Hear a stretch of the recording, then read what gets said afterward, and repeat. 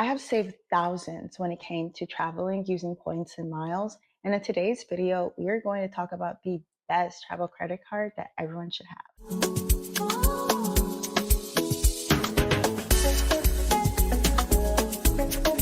Hi, welcome to my channel. If you're new here, my name is Mary, and I share smarter ways to travel, eat, all while navigating life in my late 20s. My goal for this channel is to make life a little easier, a little healthier, and a lot more intentional. So if you're into that, go ahead and hit subscribe, and let's get right into the video. Let's talk about why travel credit cards are even worth it. I think travel credit cards are totally worth it, but you have to know how to use them right. Here's why they can be a game changer, especially for those who like to travel for a lot less. So the first reason why travel credit cards are worth it is getting pretty much free flight. So when I say free, I say instead of spending the full price of the flight, you pay only the taxes, which essentially is free. Sometimes even when you're booking hotels, that one feels more free because you don't really have to pay the taxes. And if you have enough points, the points can take care of your entire hotel stay. So that's where I kind of throw in that free. With your travel credit cards, you earn points with your everyday spending, which those points you're able to go ahead and transfer to airlines and take flight. With those points and miles, you can redeem them for flights, hotel stays, cash back, gift cards, and so much more. But the two most important things that you should be using your travel credit cards for are hotel stays and booking flight. That is where you're going to get the most value. For example, I'll be touching on this in our next video. I paid $154 for a round trip flight to Europe, all while using my points. The second reason why travel credit cards are worth it are the big sign-up bonuses. The bonuses is what's going to help you shortcut your way to getting so many points and accumulating so much for your big trip, especially if you plan getting a card with the huge sign-up bonus at the time when you're trying to travel. That can come in real handy when you're trying to book your trip. And the card that we're going to be touching on today has a massive sign-on bonus that you should not miss. The bonus alone for this card I'm going to mention is going to cover your round trip flights and can also cover your complete hotel stay. And the third reason why travel credit cards are worth it are the travel perks. Having rental car insurance, having travel protection when it comes to your luggage, so having baggage protection, and the lounges. The lounges are the best part about having travel credit cards. You get to eat amazing food. You also get access to showers, depending on some locations, and you get free drink. Who doesn't want free drink? Without that being said, we're going to talk about the best travel credit card that you should have.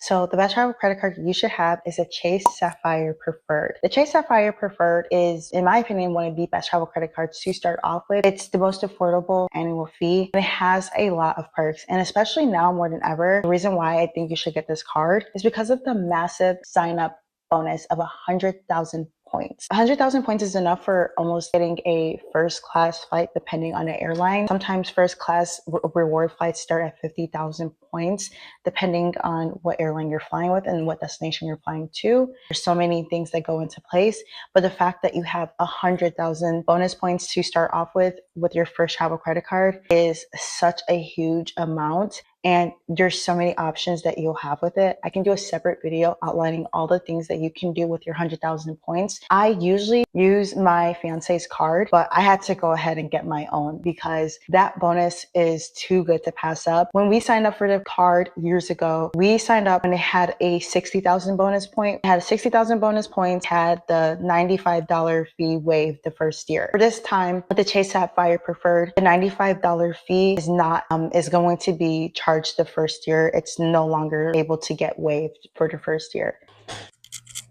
Now let's talk about all the perks that come with getting the Chase Sapphire Preferred specifically. When getting this card, do not get confused with the Chase Sapphire Reserve. The Chase Sapphire Reserve is a card that has an annual fee that starts at $500 versus the Chase Sapphire Preferred that only has an annual fee of $95 and has a massive sign-up bonus that you can use right now. So some of the best things that come with the Chase Sapphire Preferred card is the travel and purchase coverage, trip cancellation and interruption insurance, and I'm gonna put all of this on the screen so you can read it. And you get auto rental coverage, you get baggage delay insurance, and you also get trip delay reimbursement, travel and emergency assistance, and purchase protection when it comes to your purchases. And one of my favorite parts about this card is not having no foreign transaction fees, which makes it the ultimate card that you can use when you're traveling. So that's about it when it comes to the perks for this specific card. Now we're going to talk about who this card is good for. So I would recommend this card for anyone who travels in about 1 to 2 times a year, especially those who are spending a lot of money for one specific trip. They usually take one huge vacation each year. I would recommend this card for that person because this massive sign up bonus can probably take care of 2 vacations in the same year, or probably one for this year and one for your next vacation next year, depending on how you save your points. Some people may choose to use the 100,000 bonus points to just start their nest egg and then start building up the points from there and get up to 200,000 points to really start getting those international flights or get a massive vacation completely covered. This card is also good for people who like to go out to eat. For people who like to go out to eat, you get 3 times the points on dining and also eligible delivery services. You also get 2 times on other travel purchases. And if you book through the Chase portal, you get 5 times the travel. Unfortunately, I do not recommend booking through the Chase portal. I know you get 5 times the points, but you're going to save 100 times more if you book outside of the Chase travel portal. This card is also good for people who usually have streaming services, which majority of most people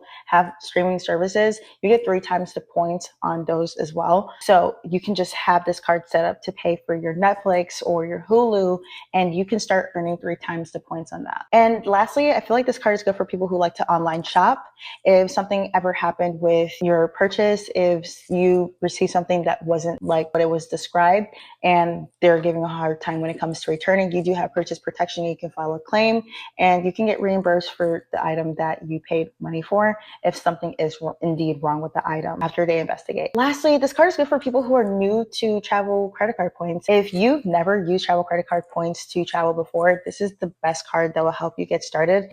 I'm actually jealous for those newbies that get to start off with 100,000 bonus points, like for their first travel with miles and points experience. This is the best time to get it, especially because $95 for 100,000 points is actually mad. That is actually crazy. So here are some details that you should make sure you know before you apply for this credit card. We're going to want to make sure you check your credit score. I'm going to go ahead and put the range that you should have over here. Before getting this card, make sure you set up a plan on how you're going to meet the minimum spend. The minimum spend for this card is $5,000. Here are a few ideas that you can use to help meet your minimum spend. An example plan that you can use to help meet the minimum spend, in this case, the $5,000, is paying your rent. That's simply what we're doing. And there's a few things that we're paying for our mini wedding that we're having, and we already hit the minimum spend just like that. And the rest is taken care of with other purchases that we already plan to make. But you just want to make sure you time everything with when the statement closes, so you're able to pay off those balances before the statement closes with anything on there. Or if you want to show a little bit that you spent on your credit card and you want a little bit to show up on your statement, you don't have to pay the full balance off right away. You can just go ahead and pay off a little bit and let a little bit carry over to post on your statement. And another way is asking around family, your friends and family, if there's any big purchases that they have coming up, and if you can use your credit card to pay for them, and then they pay you back. My least favorite way to do this, but if you absolutely have no other things to pay for, that's another way that you can hit the minimum spend. If anyone else has other ideas on how you can hit the minimum spend, go ahead and leave them down in the comments below so we can help anyone else looking for different ideas on how to meet that minimum spend.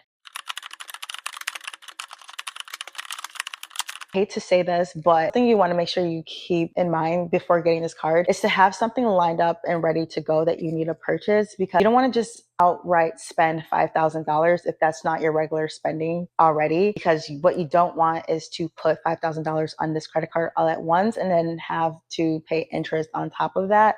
And that would defeat the purpose with getting the card and getting the massive sign-on bonus anyway. So I definitely recommend that you time getting this card with a big purchase. We just so happen to get engaged this year and want to, immediately have some sort of wedding after. So that was why we had so many purchases that were lined up and ready to go with getting this travel credit card. So I just want to talk about my experience with having this travel credit card the first time. So the first time around when I had this travel credit card, when I was just an authorized user on it, we used this card to travel to Europe, round trip for $154 each person. And it was absolutely amazing to not have to pay for my flights. That was like my first real taste of paying for flight using points and miles. You have so much flexibility when it comes to choosing the times you want for your flights, which in most cases, when you're buying the flight directly from the airline, each time that you want may have like an increase to the ticket price. Whereas when you're buying with points, you have more options available to you. Or sometimes it's the other way around, and you only have one option available to you based on their reward availability. Some mistakes to avoid: we ended up getting too many credit cards all at once,